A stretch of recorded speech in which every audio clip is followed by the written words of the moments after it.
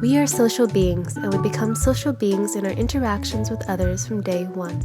As a parent, you know how challenging it can be for your child with autism to interact meaningfully with others and connect with the world. Floortime therapy is an approach for parents and professionals for children with challenge in relating and communicating, including autism.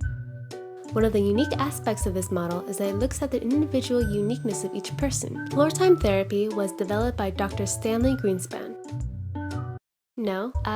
Floortime therapy derives from the DIR model, that is, the Developmental Individual Difference Relationship-Based Model. DIR stands for, the D is for developmental levels, the I stands for individual differences, which means the individual profile for each client, and the R is relationship.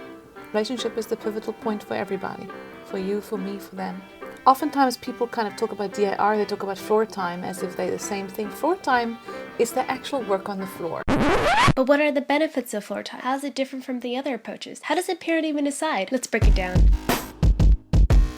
It's a child-led, play-based approach. At its core, floor time involves a parent playing eye-to-eye with a child and letting the child take the lead. During floor time, parents should do what their child wants to do, even if it means playing with teddy bear or battleships over and over. Floor time emphasizes the child's own interests, no matter how simple or repetitive, and builds on them on more complex interactions. Watch as the speech therapist follows the child lead as the child moves her interest away from the dog and toward the phone. Open. Wow.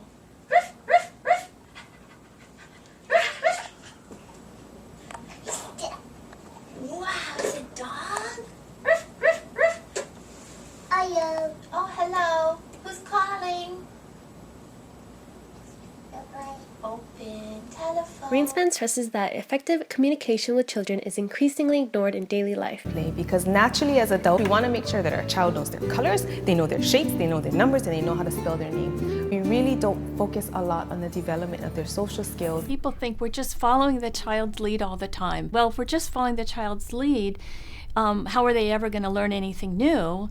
Or they don't do anything, so what is there to follow? Following their lead is part of that emotional attunement, trying to really understand where that child is emotionally and what's of interest to them. So if they really like trucks and they seem to be obsessed with trucks, rather than taking the truck away, we'll try and join them with their interest in trucks and then challenge them.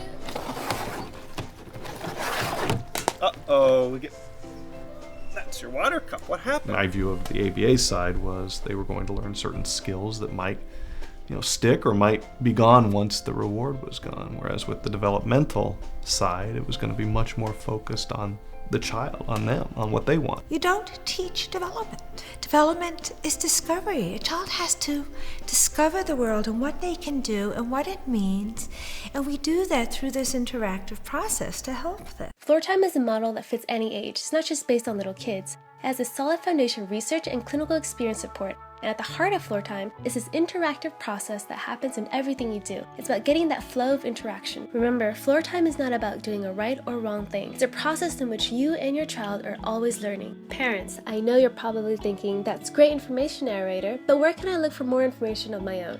And maybe even find resources locally within my area.